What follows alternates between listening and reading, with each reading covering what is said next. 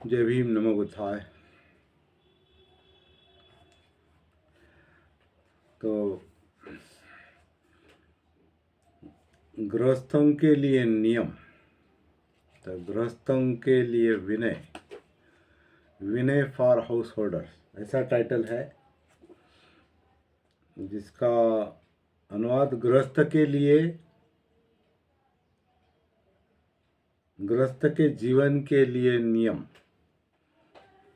ऐसा नहीं। तो विनय, विनय का मतलब जो आगे ले जाने में मददगार हो, विनय, नय यानी नयति, आगे ले जाने वाला, उद्धार में, उत्कर्ष में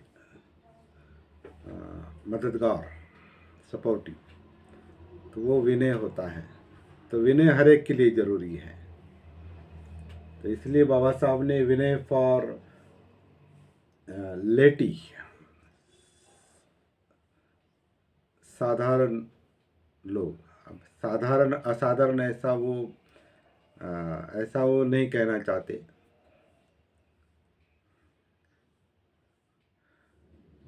फिर बाबा साहब स्वयं भी साधारण बनते हैं, ऐसा नहीं है। वो साधारण व्यक्ति नहीं थे। भिक्षु यानी असाधारण और बाकी साधारण, ऐसा नहीं है। तो लेटी यानी अब ये पारंपरिक शब्द है, गृहस्थ और भिक्षु और गृहस्थ, भिक्षु और गृहस्थ, इस तरह का जो मन में बैठ गया है, उससे भी थोड़ा परे जाना चाहिए। केवल दो ही वर्ग नहीं रखने चाहिए समाज में। समाज के दो ही वर्ग नहीं है। कुछ भिक्षु है, कुछ भिक्षुओं को मानने वाले हैं, उनको गृहस्थ, उनको वो कह सकते हैं उपासक। अभी दूसरा शब्द जो है उपासक, तो सारी उपासना करने वाले नहीं हैं, फिर भी बुद्ध को मानने वाले हैं, ऐसे भी लोग हैं। तो बुद्ध धर्म में ऐसा विभाजन, कृत्रिम विभाजन रखना हितकारक नहीं है। तो शायद इस बात को भी बाबा साहब छेद देना चाहते हैं। इसलिए विनय जो है, विनय नियम है, लेकिन केवल विनय शब्द जो है वो भिक्षुओं के लिए और नियम शब्द दूसरे लोगों के लिए, ऐसा जो यहाँ कुछ लोग कहना चाहते हैं। बाबा साहब ने इसको थोड़ा एक चुनौती दी है। इसलिए उन्होंने विनय फॉर लेटी, इसके लिए कोई अभी हमारे भी सामने भी कोई इसका दूसरा अनुवाद का शब्द नहीं है।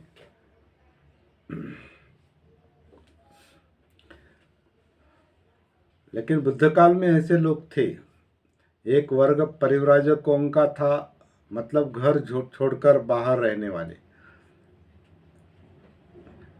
मतलब वो घर में, क्योंकि घर किस लिए होता है ये सब लोग जानते हैं। घर परिवार होता है, पत्नी होती है और उनसे निर्माण हुई संतति होती है। उसमें गृहस्थ के माँ बाप भी होते हैं, वो भी गृहस्थ है, रिश्तेदार। ये घर का कंसेप्ट जो है गृह, वो ये है कि इसमें पति पत्नी बच्चे, और ये सब एक तरह से सेक्सुअल लाइफ पर निर्भर है। और जो घर छोड़कर जाते हैं उनका घरेलू वो लाइफ नहीं रहता, बाहर क्या होता है वो अलग बात है। लेकिन इस तरह का वो जो कृत्रिम विभाजन लगता है, पहले बुद्ध काल में, बुद्ध के पहले ये परिव्राजकों की जो कल्चर थी, जो कई पंथ थे उसको लेकर, जो घर में नहीं रहते थे, घर से बाहर रहते थे, वजह कुछ भी रह रही होगी, कुछ भी वजह रही होगी। जैसे अभी बुद्ध को स्वयं सिद्धार्थ गौतम को हकाल दिया था, शाक्यों ने हकाल दिया था, तो वो परिव्राजकों में ही जाके शामिल हो गए, क्योंकि बाहर वही लोग थे ऐसे एक तो समाज में रहो, समाज छोड़कर जाने वाले परिव्राजक यानी समाज, साधारण समाज, जो नॉर्मल समाज जिसमें हम जीते हैं उसको छोड़कर रहने वाले वो परिव्राजक थे। तो सिद्धार्थ गौतम भी परिव्राजक ही बने, बाद में परिव्राजकों का हिस्सा बने, उनके साथ ही रहे, उनके साथ ही उन्होंने तपश्चर्या की, ध्यान साधनाएं की, लेकिन वो कुछ भी किसी काम का नहीं रहा, इसलिए वो परिव्राजक नहीं रहे उन परिव्राजकों की तरह, अलग रहे, न समाज में रहे।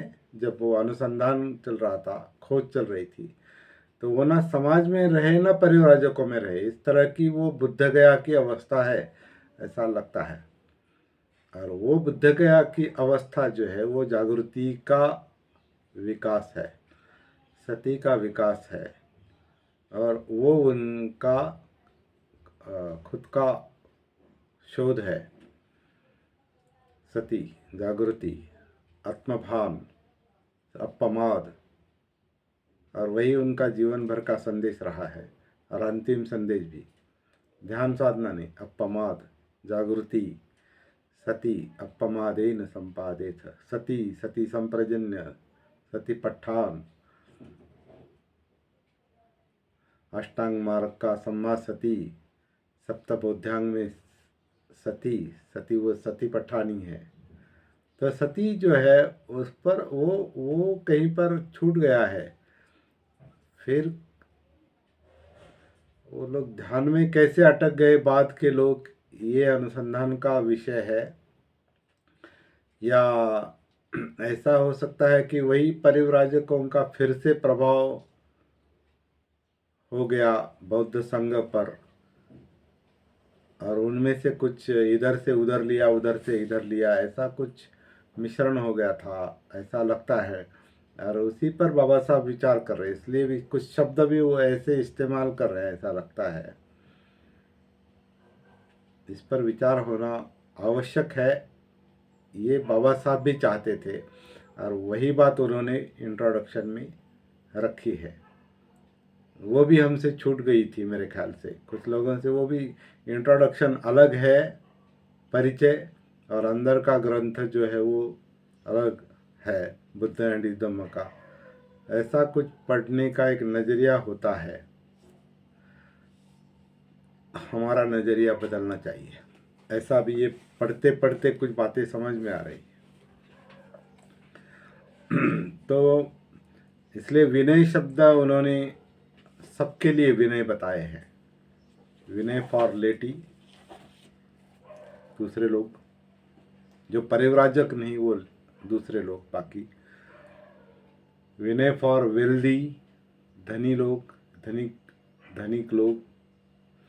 विनय फॉर हाउस होल्डर, जो घर में रहते हो वो लोग, गृहस्थ। विनय फॉर चिल्ड्रेन, विनय फॉर पीपल, विद्यार्थी कहो, शिष्य कहो। यहाँ पीपल मतलब एक गुरु शिष्य की तरह, लेकिन विनय फॉर गुरु नहीं इसमें लिया।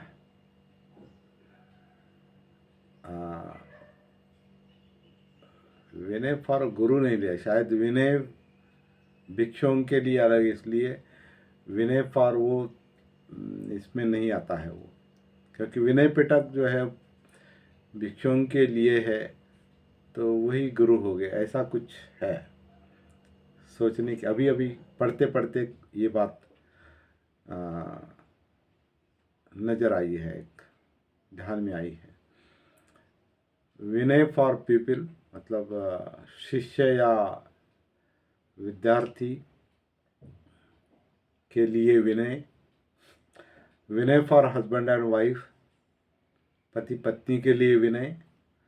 विनय फॉर मास्टर एंड सर्वेंट, मालिक और नौकर, इनके लिए विनय। और विनय फॉर गर्ल्स, गर्ल्स यानी बच्चियां, लड़कियां, इसमें अभी पंते जी ने उसका कुमारी का ऐसा अनुवाद किया है, कुमारिकाओं के लिए नियम, ऐसा उसका अनुवाद किया है। तो गर्ल्स यानी लड़कियां, शायद जिनकी शादी नहीं हुई इसलिए उनको उन्होंने कुमारी का शब्द इस्तेमाल किया है, लेकिन लड़कियां शादीशुदा है फिर भी वो लड़की होती है बाप के लिए, माँ के लिए। तो लड़कियां, गर्ल्स।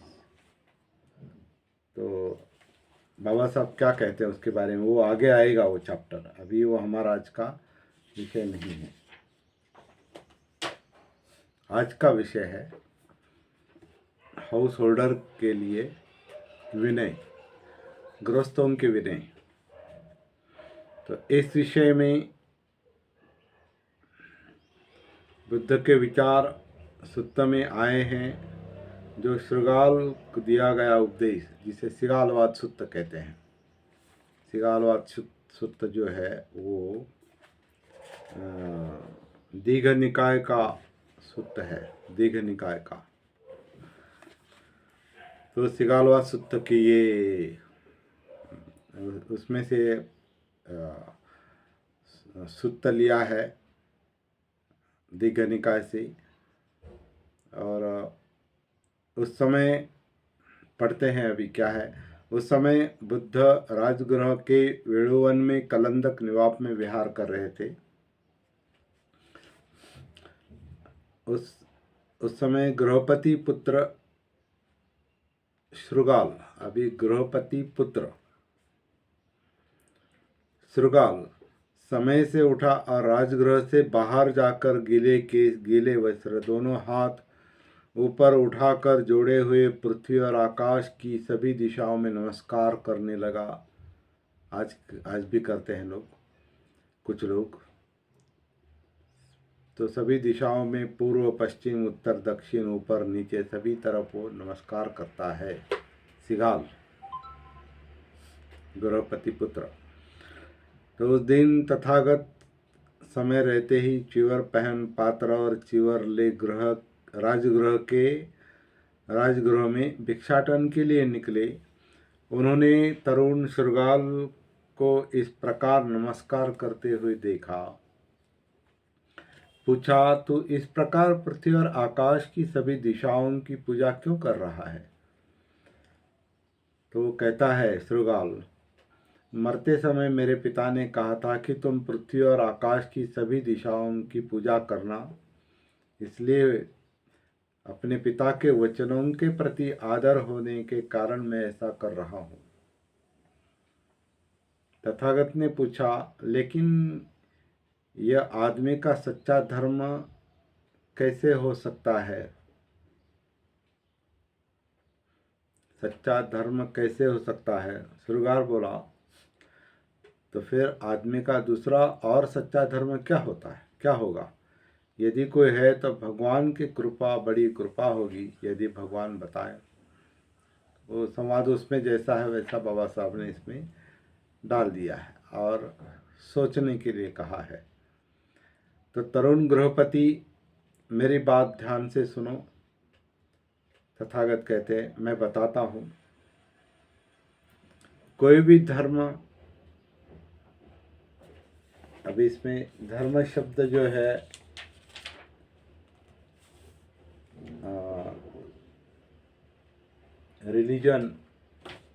रिलीजन शब्द है, तो धर्म ठीक है। तो कोई भी धर्म आदमी का सद्धर्म नहीं कहला सकता। अब सीधा मैं पढ़ रहा हूँ क्योंकि वही जरूर आवश्यक है। अभी हर वक्त अंग्रेजी हिंदी ऐसा नहीं कर सकते, वरना वो मूल विषय से भटक जाते हैं। कोई भी धर्म आदमी का सद्धर्म तभी कहला सकता है जब वह उसे बुरी बातों का त्याग करने की शिक्षा दे। प्राणियों की हिंसा करना, चोरी, व्यभिचार, झूठ, ये 4 बुरी बातें हैं जिनका परित्याग करना चाहिए। श्रृगाल, ये बात तो जान ले कि पाप कर्म पक्षपात शत्रुता मूर्खता तथा भय के कारण किए जाते हैं। पाप कर्म पक्षपात शत्रुता मूर्खता भय के कारण किए किए जाते हैं। यदि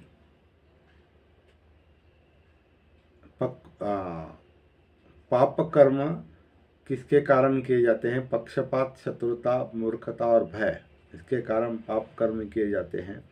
यदि आदमी इनसे मुक्त हो तो वह कोई पाप कर्म नहीं करेगा। कोई भी धर्म आदमी का धर्म तभी हो सकता है जब वो उसे अपने धन को बर्बाद करने की शिक्षा न दें।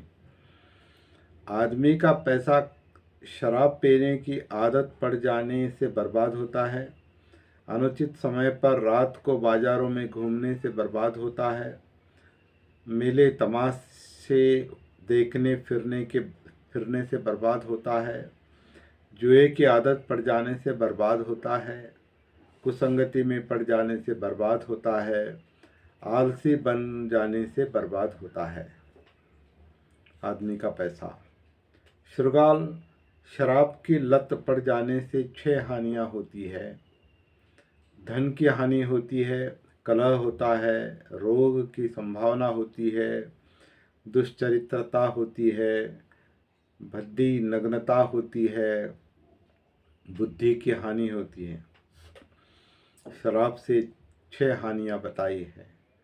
धन की हानि, कलह, रोग, दुष्चरित्रता, भक्ति नग्नता जो शब्द है देखेंगे, और बुद्धि की हानि होती है। अनुचित समय पर रात को बाजारों में घूमने की 6 हानियाँ होती है। वह स्वयं आरक्षित होता है, उसके स्त्री बच्चे आरक्षित होते हैं, उसकी संपत्ति आरक्षित होती है। जिन अपराधों के करने वालों का पता नहीं लगता उस पर उनका संदेह किया जाता है, मतलब उस पर संदेह रहता है जो रात को घूमता है बाहर। अनुचित समय पर रात को बाजारों में घूमने वाला, अभी उस समय की परिस्थिति होंगी क्योंकि बड़े शहरों में यह आम बात है। अभी रात को बाहर रहना घूमना, जैसे कुछ लोगों को शिफ्ट ही करनी पड़ती है, बाहर ही काम करना पड़ता है, कुछ लोगों के काम धंधे बाहर ही होते हैं। तो ये तब के परिस्थिति को लेकर ये शिक्षा है बुद्ध काल की। तब वो बड़े शहर नहीं थे, शहर थे, नगर थे, लेकिन आज की तरह नहीं थे। जिन अपराधों को करने वालों का पता नहीं लगता, मतलब पुलिस को, तो उनका संदेह पहले इन पर जाता है जो रात को बेसमय मतलब अनुचित समय बाहर घूमते हैं। उनके बारे में झूठी अफवाहें फैलाई जाती है कि ये रात को बाहर घूमता है, और भी अनेक दुख भुगतने पड़ते हैं जो अनुचित समय पर रात को बाहर घूमता है। मेले तमाशे देखते फिरने की आदत, उसके 6 दोष हैं। वह हमेशा यही सोचता है कि नाच कहाँ चल रहा है, नाच कहाँ है, गाना कहाँ चल रहा है, बजाना कहाँ चल रहा है, काव्यगान कहाँ चल रहा है, घंटियाँ कहाँ बज रही है, बाजा कहाँ बज रहा है। और 13वां अगला मुद्दा है, जुआ खेलने की लत पड़ जाने से 6 हानियाँ होती हैं। जीतने पर घृणा का पात्र बनता है, जो जीतता है उसकी घृणा की जाती है, जलन, लोगों को जलन होती है। या हारने पर अपनी हार से दुखी होता है जुआ खेलने वाला, उसका गुजारा ही नष्ट हो जाता है।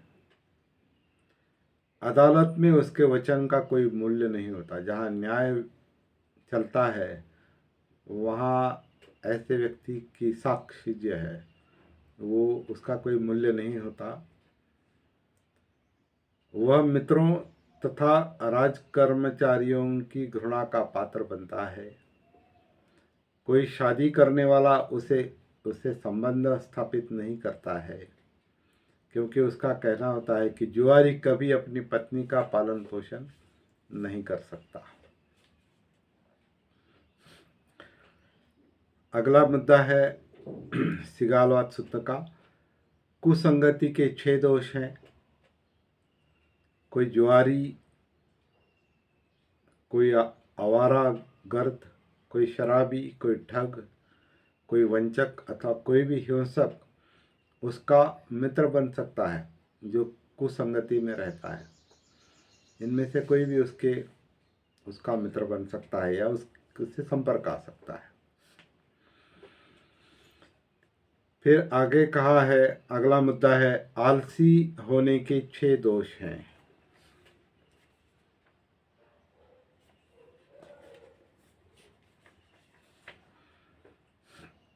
आलसी होने के 6 दोष होते हैं। बहुत ठंड है कहकर वो काम नहीं करता, ठंड है इसलिए काम नहीं करता। बहुत गर्मी है इसलिए काम नहीं करता। बहुत जल्दी है मुझे कहकर काम नहीं करता। वैसे आलसी है वो, मतलब जो जल्दबाजी करता है, केवल उद्धच कुछ, मतलब चित्त की अस्थिरता है, अस्वस्थता है, चंचलता है, वैसे वो आलसी है। तो बहुत जल्दी है कहकर कुछ काम नहीं करता। बहुत देर हो गई है कहकर काम नहीं करता। जो आलसी है अभी, और भूख लगी है तो भूख लगी है इसलिए काम नहीं करता। दूसरा, और भूख लगने पर बहुत खाता है तो बहुत खाया है इसलिए काम नहीं करता। बहुत अच्छा सीक्वेंस है इसमें। बहुत खा लिया है कहकर काम नहीं करता, क्योंकि जो जो उसे करना चाहिए था वह सब बिना किया ही, इसलिए जो जो उसको करना चाहिए था वो सब बिना किए ही रह जाता है। इसलिए वह कुछ नया भी अर्जित नहीं कर सकता, नए की प्राप्ति नहीं कर सकता। जो अर्जित किया हुआ है वो भी नष्ट हो जाता है। तो ये आलसी रहने के 6 दोष है। बहुत अच्छे हैं, विचार करने लायक है।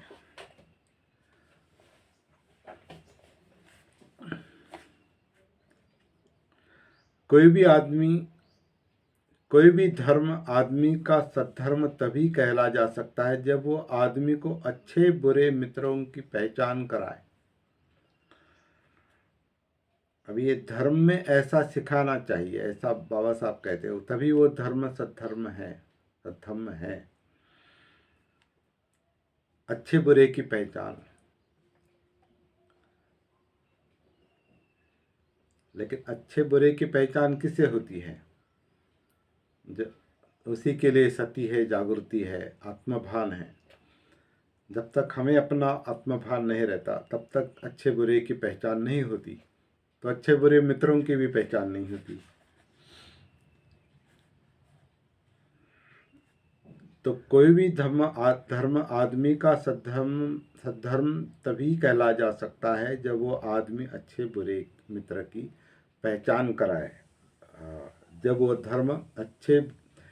वो धर्म आदमी को अच्छे बुरे मित्र की पहचान कराए। 4 जनों को मित्र रूप में शत्रु समझना चाहिए। जो मित्र के रूप में आते हैं लेकिन शत्रु है, तो 4 जनों को मित्र रूप में शत्रु समझना चाहिए। जो लोभी है ऐसा मित्र शत्रु ही है। जो कहता हो लेकिन करता न हो ऐसा मित्र शत्रु ही है। जो खुशामदी हो ऐसा मित्र रूप में शत्रु रहता है। और जो फजूल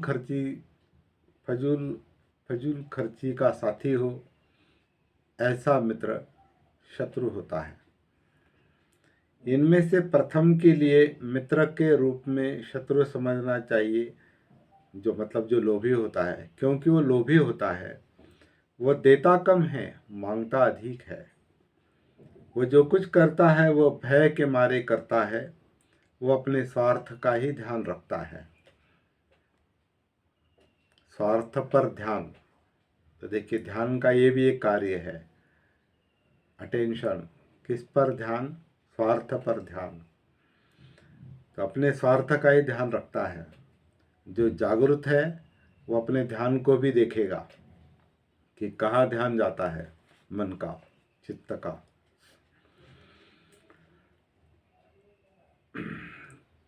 जो कहता है दूसरा दूसरा मित्र के रूप में शत्रु, वो है जो कहता है किंतु करता नहीं, उसे भी मित्र रूप में शत्रु समझना चाहिए। क्योंकि वह अपनी भूतकाल की मित्रता की बात करता है, भविष्य में मैत्रीपूर्ण व्यवहार करने की बात करता है, वह वचन मात्र से ही लाभ उठाना चाहता है, किंतु कुछ करने का समय आता है तो फिर असमर्थता प्रकट करता है।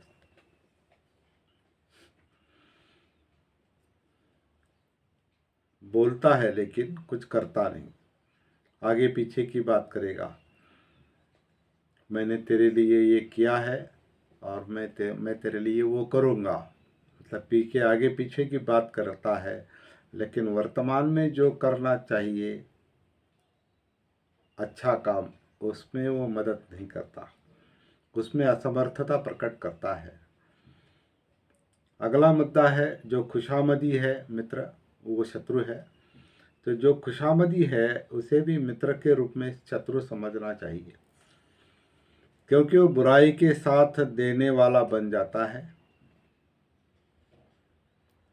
क्योंकि वह बुराई में साथ देने वाला होता है, भलाई में साथ देने वाला नहीं होता। वह मुंह पर प्रशंसा करता है, पीछे निंदा करता है। खुशामदी मित्र वो शत्रु है। ये गृहस्थों के विनय है। अगला मुद्दा है जो फजूल खर्ची का साथी हो, वो मित्र शत्रु ही समझना चाहिए। क्योंकि असमय बाजार में घूमने घूमने के समय ही वह साथी होता है, फजूल खर्ची करने में साथ देने वाला। असमय बाजार में घूमने के समय वह साथी होता है। जब तुम मेले तमाशे देखते फिरते हो उसी समय वो तुम्हारे साथ होगा। जब तुम जुआ खेलने में लगते हो तो वो तुम्हारे साथ होगा। फिर अगला मुद्दा बताया है, 4 तरह के मित्रों को यथार्थ मित्र समझना चाहिए।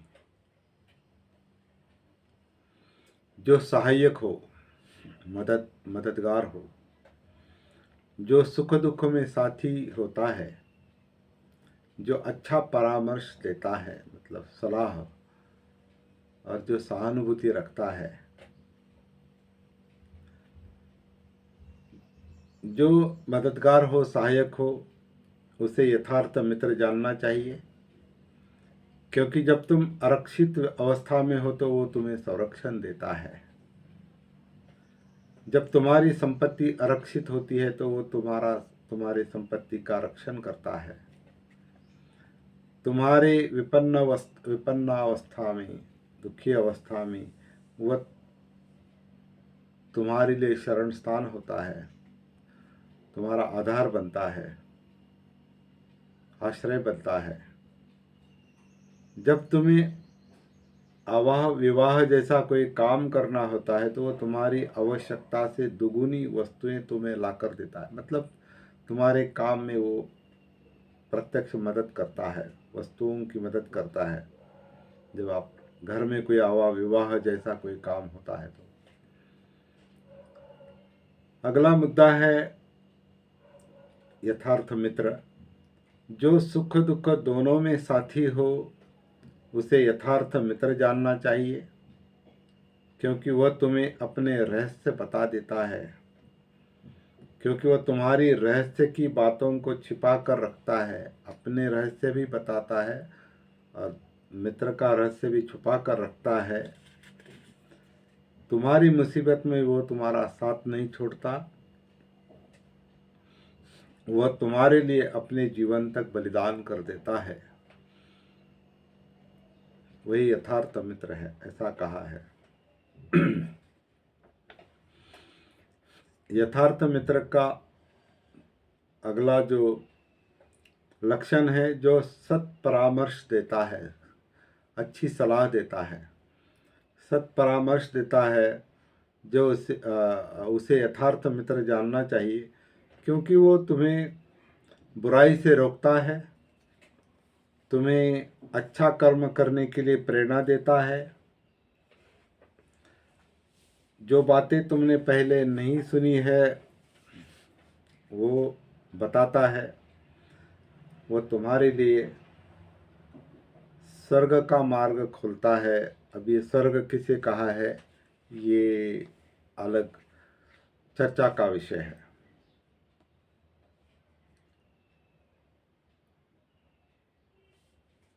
लेकिन अच्छी सलाह देता है, यथार्थ मित्र, सच्चा मित्र अच्छी सलाह देता है। जो सहानुभूति रखता है, सच्चा मित्र, यथार्थ मित्र जो सहानुभूति रखता हो, उसे यथार्थ मित्र जानना चाहिए, क्योंकि तुम्हें देखकर वह सुखी, क्योंकि तुम्हें दुखी देखकर वो सुखी नहीं होता, तुम्हें सुखी देखकर वो सुखी होता है। तुम्हारी बुराई करने वाले को वो रोकता है, तुम्हारी प्रशंसा करने वाले का वो समर्थन करता है। किसी को, इस सूत्र का, सिगालवाद सूत्र का अंतिम मुद्दा है, किसी को 6 दिशाओं की पूजा करने की शिक्षा देने के बजाय जो धर्म आदमी को, जो धर्म आदमी का, धर्म मतलब धम्म, यहाँ धम्म आता है, जो धर्म आदमी का धम्म कहलाने योग्य हो, उस धम्म की उसे शिक्षा देनी चाहिए कि वो अपने माता पिता की सेवा करें, उनका सत्कार करें, अपने गुरु आचार्यों का आदर करें, अगर करने लायक है तो, अपने स्त्री तथा अपने बच्चों को प्यार करें, अपने मित्रों तथा अपने साथियों से स्नेहपूर्ण बर्ताव करें, तथा अपने नौकरों और कम करो मतलब कर्मचारी, काम करने वालों की वो सहायता करें।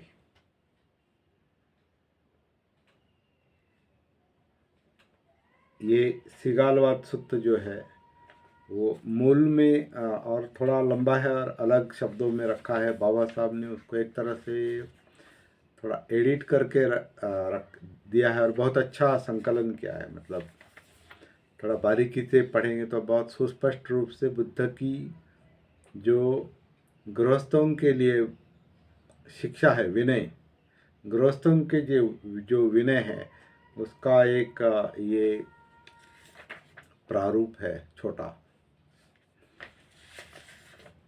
बहुत इम्पोर्टेंट बात है। तो गृहस्थों के लिए विनय, ये मुद्दा आज हमने यहाँ पर पूरा किया है। मेरे ख्याल से और एक दो मुद्दे लेने में कोई हर्ज नहीं है। बालकों के लिए विनय, एक बालक को अपने, मतलब बालक यानी पुत्र, जैसे गर्ल कहा है वैसे बालक यानी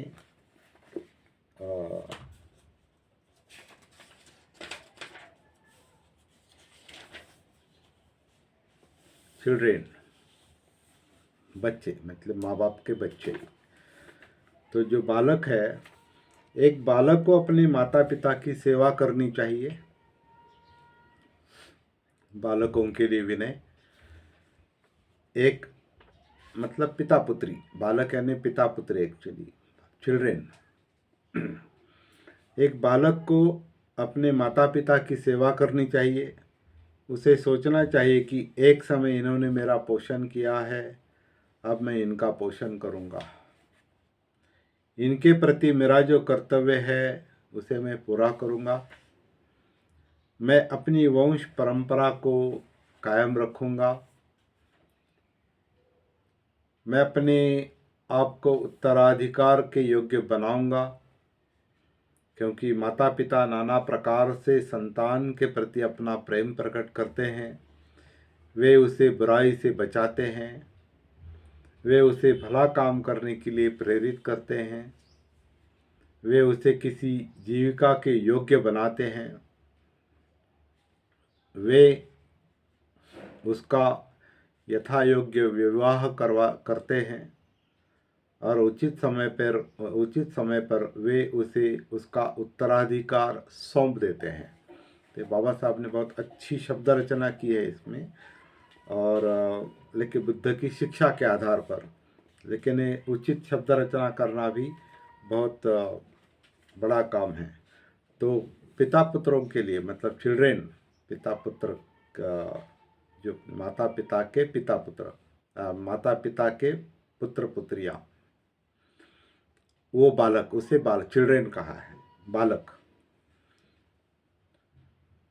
तो बहुत अच्छा पिता पुत्रों के लिए, बालकों के लिए विनय बताया है। और शिष्य के लिए प्यूपिल मतलब विद्यार्थी, शिक्षक, क्योंकि गुरु शिष्य परंपरा यहाँ पर पहले से है भारत में। तो शिष्य के क्या विनय है? एक शिष्य को अपने आचार्यों के प्रति यथा योग्य बर्ताव करना चाहिए। अब सभी आचार्य एक जैसे मतलब उनका आदर करने योग्य होते ही ऐसा भी नहीं है, लेकिन जो आदर करने योग्य आचार्य है उनका आदर सत्कार करना चाहिए। एक शिष्य को अपने आचार्यों के प्रति यथा योग्य बर्ताव करना चाहिए। यथा योग्य, अनुचित आचार्य है, गुरु है, तो उससे मतलब आवश्यक नहीं कि उसका सत्कार होगा ही, उसके साथ अच्छा बर्ताव होगा ही। ऐसे हम देखते हैं आजकल कई सारे गुरु हैं जिनका उनके शिष्य आदर नहीं कर सकते, उल्टा वो अवहेर करते हैं। तो एक शिष्य को, लेकिन एक विनय के तौर पर, शिष्य के विनय के तौर पर बाबा साहब बात कर रहे हैं यहाँ पर, और बुद्ध बात कर रहे हैं। एक शिष्य को अपने आचार्यों के प्रति यथा योग्य बर्ताव करना चाहिए। उसे अपने स्थान पर उठकर अभिवादन करना चाहिए। उसे पढ़ने लिखने में विशेष उत्साह दिखाना चाहिए।